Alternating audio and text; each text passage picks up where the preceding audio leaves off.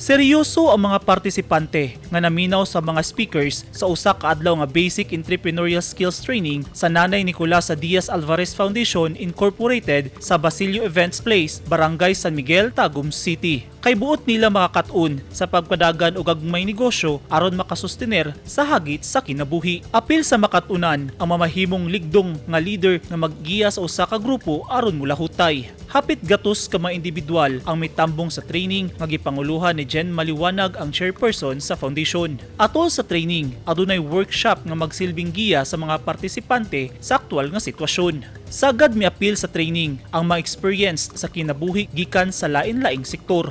Naay nagpadagan og gagmay negosyo, grupo sa kababayenhan ug kalalakinhan.